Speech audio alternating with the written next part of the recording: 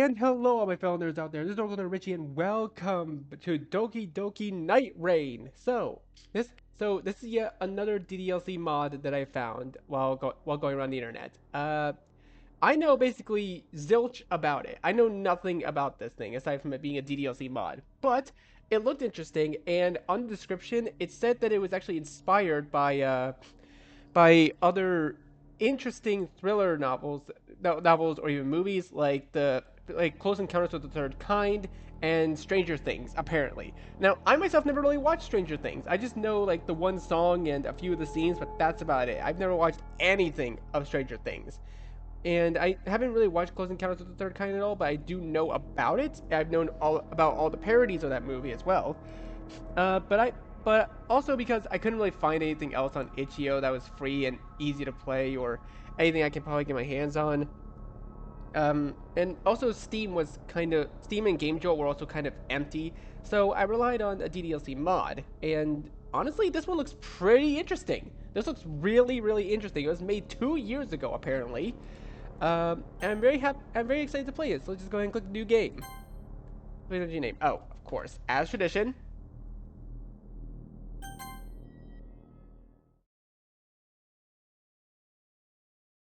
Just 3 more minutes.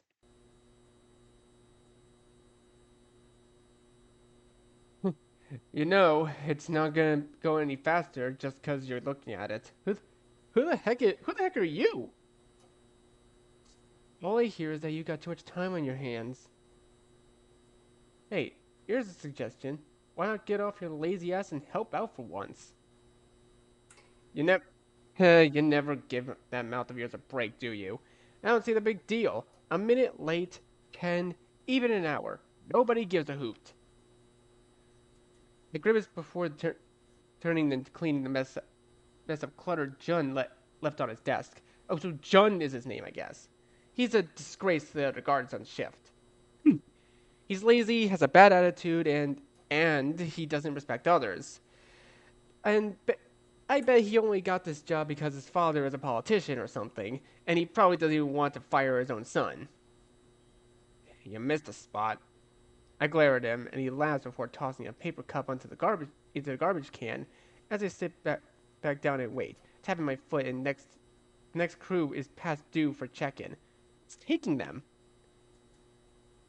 They should have been here by now. I'm calling it in. Eh? Don't bother. You don't want that kind of headache on your schedule. Feel free to head home since I'm already clearly more responsible one. I'll stay and watch the cams until our fair weather friends arrive. So he says, but I know it's a load of bull. That grumpy old man is just looking for an excuse to fall asleep. Come on, tell me, guys. Do you guys have a friend like this? Like, I'm genuinely curious. I want to know. well, well, get going. I'm worried the next shift won't show, but well, I'm feeling pretty tired. Fine. After some internal debate, I agree with John's proposal. You sure you'll be fine alone? Yep, don't worry about it. Giving him one last look, I turn and head for the door. The walls reverberate with a familiar hum of fluorescent lamps. It's an old site. Most of the equipment is barely down or outdated by a few decades. Not that it matters much. I'm pretty sure if the people upstairs wanted to, they could afford to replace everything. But since the techs don't come down this far, most of the stuff is left in a state of neglect. Speaking from experience, security is far into the facility isn't really an issue either. Hell, many of the screens, cameras, and doors are faulty too. What is this? What is this? Fazbear Incorporated or something? I can see him walking down the long corridor. My footsteps echo with every step. It's an extremely quiet environment. You could probably hear a pin drop. After a short while, I reach a junction where the hallway branches off. The first right leads to the main security checkpoint and an elevator to the upper levels. Beyond the second right is a small lounge, a staircase leading deeper into the complex, though I've never been down there myself. I take the first right. Thanks for the jump scare. I jump back, startled by a sudden noise, before checking my phone.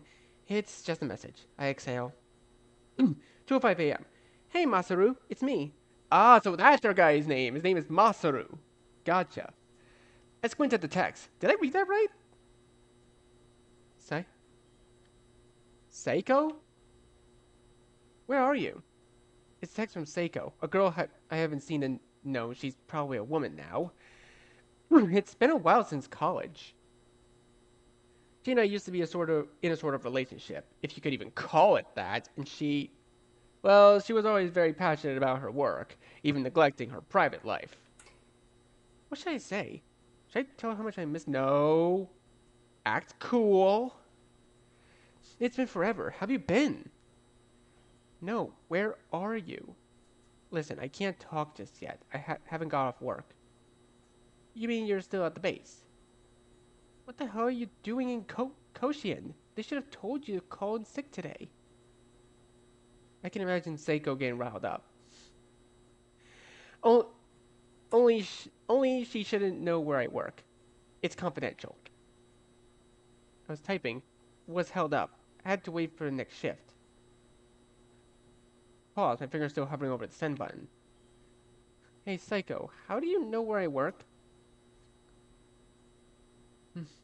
Get out of there now!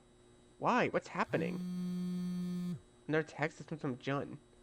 Hey, Masaru, pal, I've got a problem. I need your help sorting it out. ASAP! I don't like the sound of that. It's unprofessional for him to contact me through the cell phone network. He usually isn't so quick to ask for help, so whatever it is, it's probably urgent. I check my texts again. Still no response from Seiko. Or Seiko? It could be Seiko. What is it? Over here. John points to the screens, which appears to have begun scrolling uncontrollably. I'm impressed. I left for a little over 15 minutes, and you already managed to break something.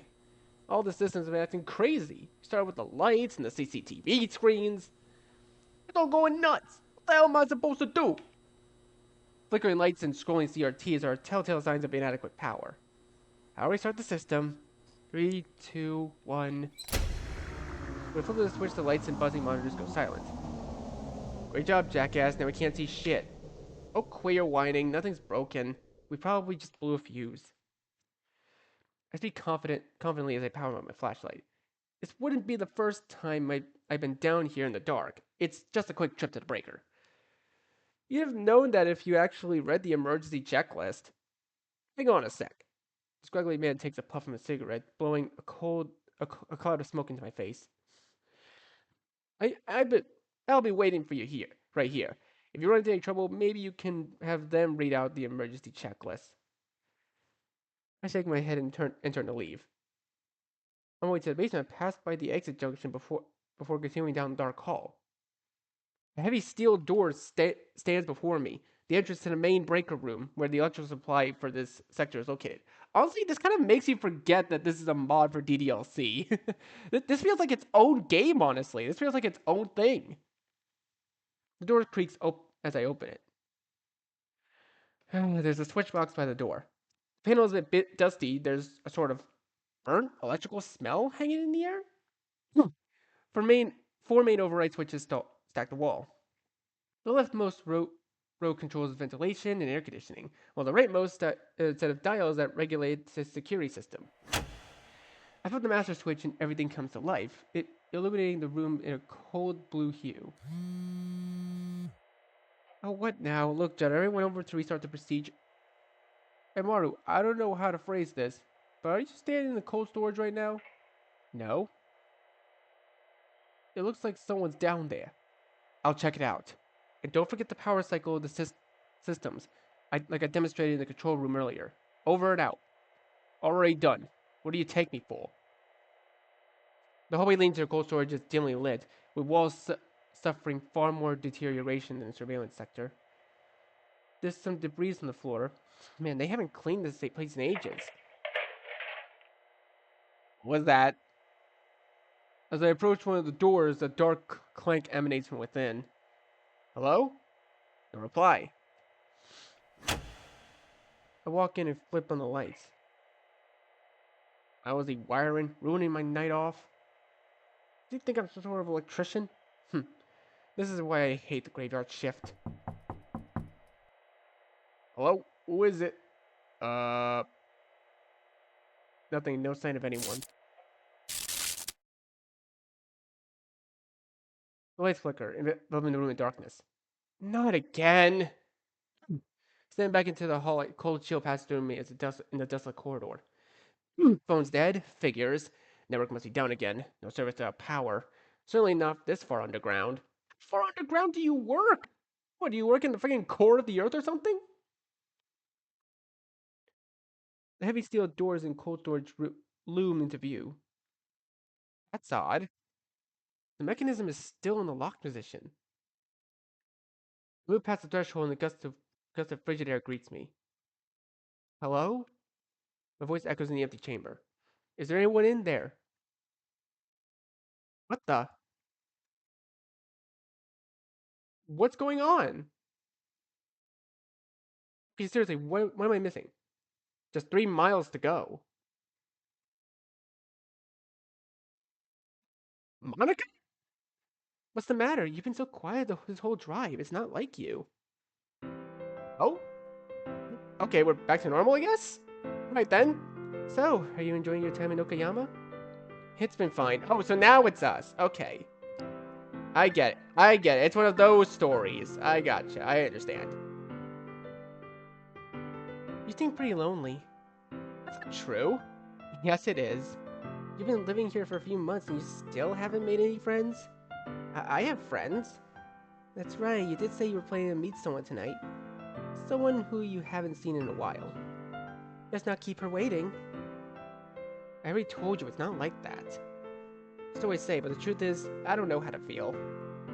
You should be happy meeting an old friend after such a long time. What did you say your name was again? Sayori? Sayori is the girl that I knew since elementary school. She and I were inseparable before. How do you plan to catch up? I bet you have so much to tell her. And I bet she's just dying to see you. Don't be phrasing it like that, Monica. Don't be doing that. Well, that depends. We both changed a lot since we last met. Maybe we won't get along like we used to. Relax, I'm only teasing. I'm sure she's just as anxious as you are. After all, she agreed to meet up with you, did she not? You'll be fine. You're lucky, having someone you've known for so long that you can count on. I've never had many close friends myself. Most of those you would call my friends are just acquaintances. Yeah, lucky. Not wanting to prod her any further, I decided to drop the subject and just enjoy the rest of the drive. As we passed through the busy streets of downtown Tsuyama, the neon lights blurred together into a smear of red, green, and yellow. I picked up one of the newspapers lying in the seat to pass the time. Tsuyama City Times. The newspaper is a little odd, and the cover story is about a politician who took his own life. It reads, Toshiyuki Kento, embezzled fraud deception, the circumstances that led to the death of Japan's biggest con man. It was discovered today that Toshiyuki Kento was the man behind the largest embezzled case of our generation. In addition to defrauding thousands of people, Mr. Toshiyuki was revealed to have been posing as a representative from the Ministry of Finance, selling false bonds to unsuspecting investors. Upon being exposed, Mr. Toshiyuki claimed to have been acting alone. When asked if he was aware of his actions carried the death penalty, Mr. Toshiyuki said, "Of course I was aware, but someone had to do something about all these corrupt politicians and bureaucrats siphoning off public funds for their own selfish ends. I was acting in the interest of the good public." In an interview following the announcement of his arrest, Mr. Toshiyuki gave his final statement. Know this, when you take a stand, it's never easy, and sometimes you end up hurting those around you. And for your hardworking men and women who are affected by my actions, I sincerely apologize. But I do not regret what I have done. If given the chance, I'd have done it again. I have made my stand. With these parting words, Mr. Toshiyuki ended the interview and was placed under house arrest. It was unclear whether the Ministry of Finance or other agency was aware of Mr. Toshiyuki's crimes, or if they're investigating possible links between his activities and organized crime. Mr. Toshiyuki has confirmed dead on Monday, officials say. In typical flamboyant Toshiyuki fashion, after delivering his final message to the world, Kento blew himself up using natural gas in his hotel room. The charred remains of Mr. Toshiyuki were later recovered after it was confirmed that he had taken his own life. I put down the paper as the car speeds by in silence. Eventually, the city fades in the background, and we are left driving through the dark countryside. Stopping briefly at the traffic light, Monica adjusts her hair. In the dim light of the car's instruments, I can't help but admire how beautiful she is. Her long, silky brown hair hangs loosely over her shoulders. She smiles at me as she turns her attention back to the road.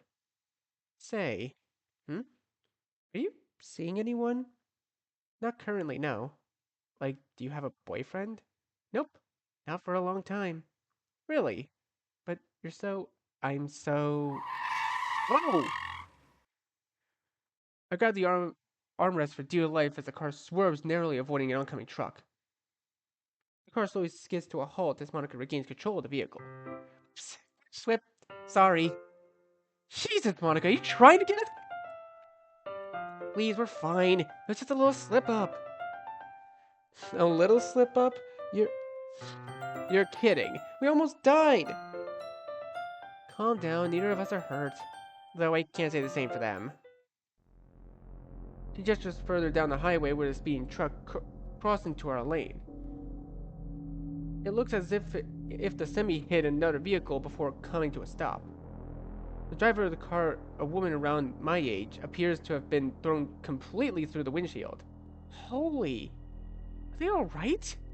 I doubt it. We should call an ambulance. Right. Sliding the door open, I take a few steps out and towards the accident. The car's a mess. The woman is covered in blood. Oh wait, is she? Oh shit. Yuri? Oh shit. Okay, wait. I was not expecting Yuri of all people. Holy shit. Why did they gotta do the best girl dirty like that, man? Why they gotta do my girl dirty like that? She didn't deserve to die right off the bat. Come on, man, that's not fair. She has no pulse. Hey, is she okay? Not really. Her legs are bent at odd angles. There's a pool of blood forming underneath her. Oh. Look, I already called the ambulance. We need to leave now. If my mom learns that I took the car out without asking, she'll kill me. This isn't a car, Monica. This is a dead person. All the more reason to not waste time here. Let's go. We're not leaving Yuri here. Dude, you really gotta do my girl dirty like that? You go ahead, I'm staying. Excuse me? We're not paramedics. All staying here will do is attribute us to the accident. Which might I add, was caused by our lovely friend in the semi. Seriously, what was he thinking? Driving in the wrong lane. Anyway, point is, we're going. Begrudgingly, I agree with her. Fine, but let's just wait till we see the paramedics approaching before we go. Down the road, the two of us continue down Route 53. I can't help but think perhaps we had a hand in causing that accident. Who was the girl with the purple hair? She looks so sad. That was my girl Yuri! She did not deserve to die like that! My mind races. Alright, Richie, there are a couple things you should know. No. One, my mom isn't going to be home tonight. Huh? Where is she? Out shopping. I'm making dinner. Since when could you cook? Since always? Uh-huh. Okay, fine, not really. I was just bored. Fair enough. A few minutes pass, and neither of us say a word. Besides, weren't you on your way to see someone? My mind goes blank. I totally forgot. Sayori! Pulling out my cell phone, I see a multitude of missed messages. Where are you? Hello? You still coming? Hello? Richie, I know you're not that busy. I try to fumble a reply. Sorry, something came up. How about I walk you to school tomorrow instead? Send. Turn to Monica. Say, do you mind if I ask you a weird question? Hmm? You wouldn't happen to be uh, never mind. Aw, no fair. You're leaving me hanging. I promise not to laugh, honest. Forget about it. Fine, have it your way. I stare out the window. The trees outside the dark. There isn't a single car on the road. Given the circumstances, asking her out is probably out of question. I mean, because I don't know. Wait, hold on. Don't think I didn't see that. We did just kill someone. Jesus. Oh, wait, hold up. Whoa. Okay, wait. This gives me feelings of like Persona 3 or something. Which one was the blue one? Blue was Persona 3, wasn't it? And yellow was Persona 4, and Persona 5 is red. Red and white or whatever. Dude, that's so cool. Actually, oh wait, no, actually. Wait, no, this is giving me like Danganronpa vibes. That's crazy. Could that accident have been avoided if I hadn't distracted Monica earlier? It was the semi-truck driver's fault, not ours. Speaking of, I never did get a good look at him or her. Bastard must have just ran after the accident. But still. Chapter 1, Monday. What a night. I'm finding it hard to believe any of it was real. Wait, is this my room? Wait a minute. This is my room? Okay, this is way different. Hold on a second. The sun shines through the window, waking me from my daze. I'm in my room, still fully dressed from yesterday. My alarm clock reads 7:07 a.m. I'm late for school. Suddenly out of bed, I quickly changed into my uniform. Oh, whoa! Okay, wait, new street? Are these new street images? Like, do we like ever see these in the actual game? I don't think we have. The streets are quiet, save for the occasional rustling of leaves in the breeze. No cars, no people, nothing. I walked a few blocks to school, passing the time and playing with my phone. Hey! I see an annoying girl run towards me. Yeah, there we go. There's the usual text we all remember. I don't even have to read this. That girl is Sayori, my neighbor and good friend since we were children. You know, the kind of friend you never see yourself making today, but it just seems kind of works out because you know each other for so long. We used to walk to school. Yep, I'm not sure if us meeting again like this is a blessing or a curse. But if she's going to chase me like this, I almost feel better off running away. However, I sigh and decide in front of the crosswalk to let Sayori catch up to me. Oh, thought I was going to be late. But I guess you were too, huh? What happened last night? I thought you might have gotten yourself in trouble after you stopped responding to my text. Then I saw this thing online about a truck crash near Tsuyama City and... Well, you know. At this point, I regret telling her about last night. I mean, it's not like she needs to worry herself over my life. Still, she looks concerned, so I try to reassure her. Sayori, I'm fine, really. Just a little shaken is all. Whoa, okay, wait, new street areas? Okay. We cross the street together and make our way to school. As we draw near, the streets become increasingly speckled with other students making their daily commute. I hear the murmurs and gossip of the other students and the clinking of lunchboxes and book bags. By the way, Richie, have you decided a club to join yet? A club? No, not interested. Really? Yep, I'd much rather focus on my studies. Oh, come on, you'll have plenty of time for that later. You should at least check out some of them. You might find something you're interested in. Sayori likes to worry a little too much about me. I'm perfectly content just getting by on average while spending the rest of my free time on games and anime. I feel called out, as usual. I know. Let's check out the literature club together. It'll be fun. I have a hard time believing that any club that Sayori will be part of is any fun. But at this point, I've run out of excuses. Fine. Yay! Sayori grabs my arm and starts dragging me towards the school. Okay. You need to pull my arm off. The school grounds are buzzing with activity. Students are walking and chattering, generally wasting time. Wait, this is actually a really nice angle for the school. What the hell? Okay, and here's the usual classroom we all know. You gotta mix DDLC in there somewhere. The school day is ordinary as ever, and it's over before I know it. I walk down the hallways with Sayori. She's practically bouncing up and down and talking my ear off. I can't say I share her excitement, but I feel a little guilty for ditching her last night, so I figured it's the least I could do to spend some time with her today. Alright, which one's your club room? Oh wait, which one's your club's room? Right here! Leading the way, she pulls me in by the arm up the stairs into the third floor hallway. It's crowded with students and the noise is deafening. After navigating past the students, she leads me towards a classroom near the end of the hall. I take a deep breath and prepare myself for the inevitable awkwardness that comes with trying to make small talk with people. Still already full of energy, swings the door open to the classroom door. To my surprise, the classroom is mostly empty, except for a couple of girls standing around. Everyone, new member is here. I told you, don't call me new member. I glance around the room. Let me introduce my old friend Richie. He's going to be joining us today. The only other people in the room are two girls. One sitting at her desk, arms crossed, and the other, she has Yuri, she's alive! Me. She has an intense expression on her face as she reads her book. Her head is down and not even acknowledging our arrival. She doesn't seem like the sociable type. It can't be. She's the girl from the accident. How is she alright? Hello there, my name is Yuri. It's a pleasure to meet you. Voice is soft, but it carries an air of elegance. I take a step towards her. You're the girl from the accident last night. Sorry, I don't know what you mean. She tilts her head in genuine confusion. Wait, you don't remember? I'm sorry, not quite sure what you're referring to. The car accident we were in?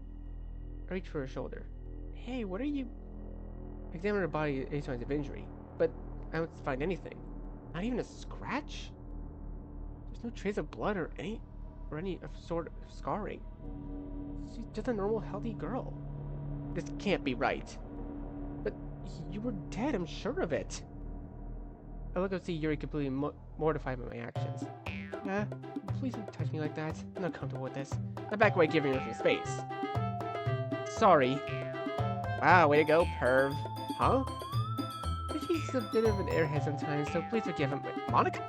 Well, of course he's part of the club, he says. He means well, he just doesn't know how to behave around girls.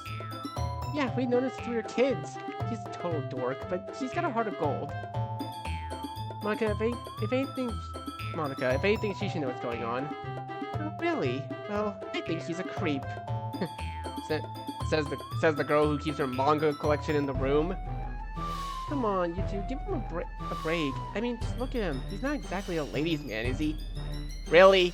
Come on, dude. Don't look at me. Don't look at me like that. Now, everyone, let's not judge him before we've had the chance to get to know him. Yeah, exactly. We've all been in a club together for a few weeks now, so we have to expect a certain level of awkwardness from new members. I'm still not sure how comfortable I am with this. Yuri, why don't you introduce yourself to the new member? Right, as I was saying, my name is Yuri.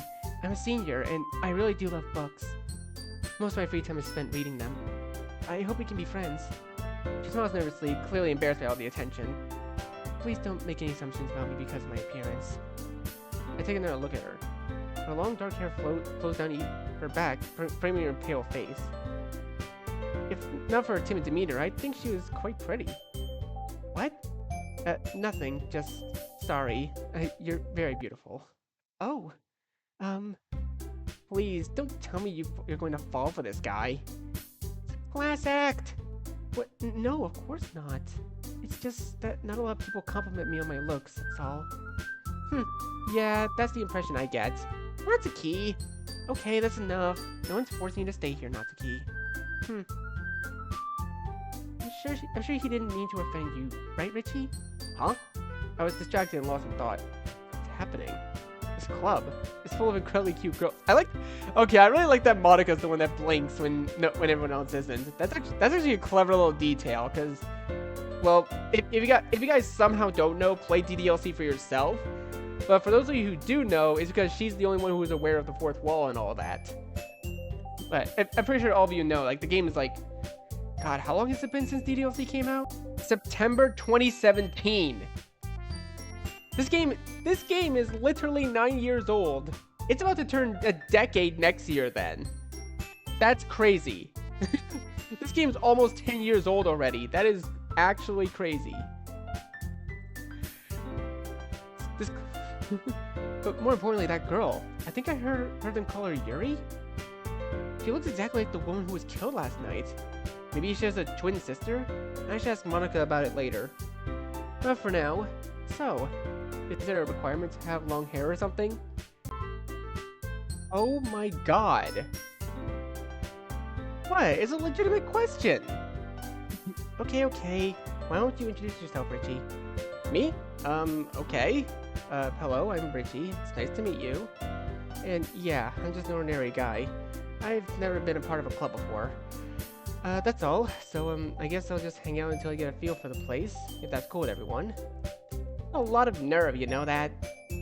Yes, just try to get along, okay? The spirit, Yuri? You can do it. Excellent, I'm glad that's settled. Welcome to the Literature Club, Richie. You'll fit right in, I'm sure of it. Okay, everyone. I have an idea. Since Richie's our first new member since June, why don't we all share poems with him?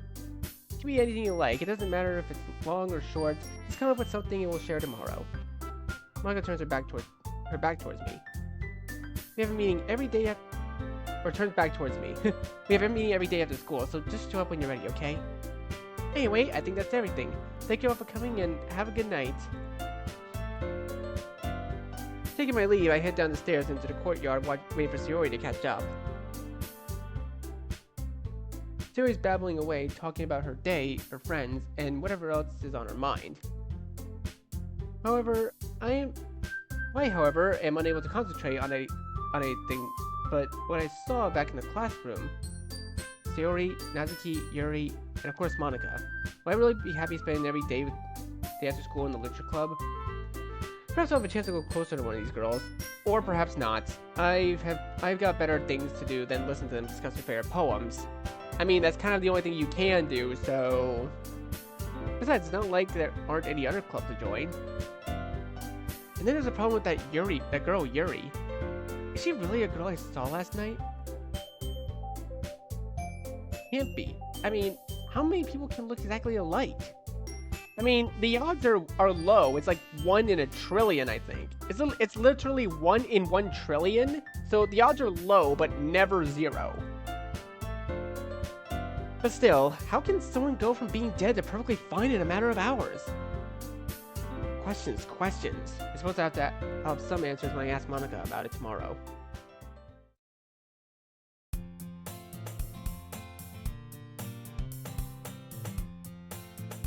Alright, that's enough.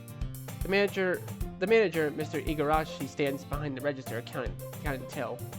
He's an older man, probably in his late 50s, with short gray hair and glasses. You sure you're okay with closing up alone? Take? Yeah, no problem. Alright, make sure you lock up the back door before you leave. Yes, sir. Oh, we don't even get character art for these guys? It's sad. That should be everything. I sigh. It's finally time. The restaurant is quiet. Everyone went home early. It's just me. Serves me right, trying to be nice for once. I flip off the lights and make my way out the back. Oh, this just entered horror territory. I don't like this. I don't like this. My feet echo at every step taken towards the ground level. It's eerily quiet at this time of night. The moon hangs low in the sky, casting an eerie glow on the cars parked nearby. The night is still. No traffic, no wind, no sound. Jesus, thanks for the jump scare, buddy. Oh, wait a minute. Wait, that's actually really well done. Hold on a second. Huh? Stop walking. The entire block is pitch black. Not a single light for miles. Another outage? If this was scheduled, then it's the first I've heard of it, though there is supposed to be a storm tomorrow. I shrug and keep moving. The night air stings my nose as I breathe it in. Body stiffens as the cold breeze blows past. I really picked the worst day to walk home from work. No shit, Sherlock? I There's a fence blocking the way forward, and a fire escape hanging from the side of the building. I turn a corner entering an alleyway between 2 buildings. It's dark with only the dim light of a moon illuminating my surroundings. Stop. Someone at the end of the alleyway. They're facing away from me, staying completely still. Huh? I try to call out, but the words get caught in my throat. Who's there? They don't move. My heart starts beating faster. The hairs on the back of my neck stand on end. Something's not right. I take a step back. I said, who's there? Answer me, damn it! They turn their heads slightly. Just enough for me back out there. I'm sorry, what? What just happened? Chapter 2, Tuesday. Is every chapter really going to be a day of the week or something? It's a crisp, clear morning. I sit up, yawning and stretching as the sun's rays stream through the window. My eyes open. I blink to sleep away. It takes a few moments for my brain to register what I'm seeing. Sayori? I rub my eyes. Morning. Good morning. Sorry to drop in unannounced. I wanted to walk to school together. As odd as this may seem, Sayori and I have a habit of walking into each other's houses unannounced. I guess it's a holdover from my childhood. I get out of bed and grab a change of clothes. Hey, wait, don't undress in front of me. What's wrong? Well, you... Sayori's face turns red as she tries to stammer a reply. She's obviously embarrassed. You're a boy, you can't just undress in front of a girl. You're the one who walked into my room without knocking, so I think it's perfectly fair. What? Hey, fine, just wait for me downstairs. Sayori shuffles off. I change into my school uniform and grab a book bag and head downstairs. Hey Richie, want a cup? He pulls out a bag of coffee grounds. Why is there always coffee? You guys know I hate coffee. I stop in the doorway. What's wrong? It's just instant, no big deal. You'll never get to school in time to keep standing there, you know. Right. We start walking to school. The air is cool and refreshing, and all the clouds provide some shade of from the sun. We're quiet for a while, but the only sound being an occasional car passing by. Say, Richie.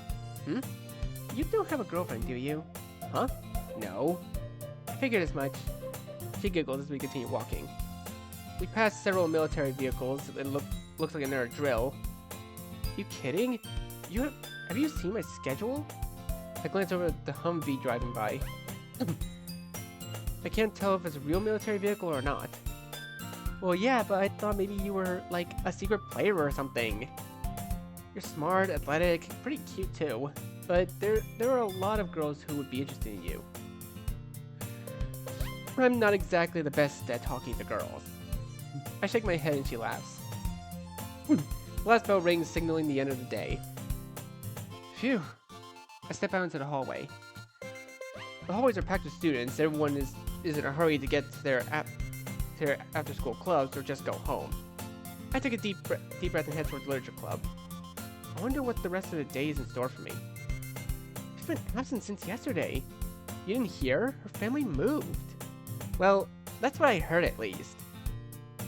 Jerk do you have to be to skip school without telling anyone? Were we friends? I'm seriously so sick of her crap. I know, right? She could at least text us or something. Yeah, but then again, we weren't really that close, were we? Taking a right, I make my way up upstairs into the literature club. I open the door and step inside. Hey, Monica, how are... Oh, Richie, glad you're here. Let's get started. The other girls are already here. Natsuki and Sayori are standing in the corner and Yuri's sitting in the middle of the room, her head buried in a book. I close the door behind me. Hey there, didn't think you'd show up. Don't worry about her, she's always like that. Monica turns to me. I trust you were able to finish writing your poem. Well... I see, so you didn't bother then. I did write something. Well, let's have a seat. I'm excited to hear what you wrote, Richie. We all take a seat at the table in the middle of the room. Now, why don't we begin? We spread out among the classroom and begin sharing our poem. Sharing in groups of 2. Hey, we're back to this. Okay, I'm familiar with this. I'm very familiar with this now. But, wait. Why does right click hide the text box? That's so weird. I used to just pressing H.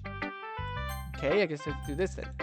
Alright, well, I'm gonna leave this video here for now. This is actually very interesting so far. I like all the sort of thriller mystery that they're trying to hide behind the scenes and just showing to us. It's like it really gets to that whole thing of like the whole thing of like it's not what it does show you that scares you, it's what it doesn't show you that scares you. Like you don't know what's going on in the background. Like sure, I might not have watched Stranger Things that much or First Encounters with the Third Kind, but I'm really interested in this. I'm gonna keep playing this. This is really cool. So thank you guys so much for watching this video. Be sure to leave a like, comment what you think, share this video with your friends, and be sure to subscribe and click the bell so you don't miss a single notification. I'll see all of you in the next video. Goodbye.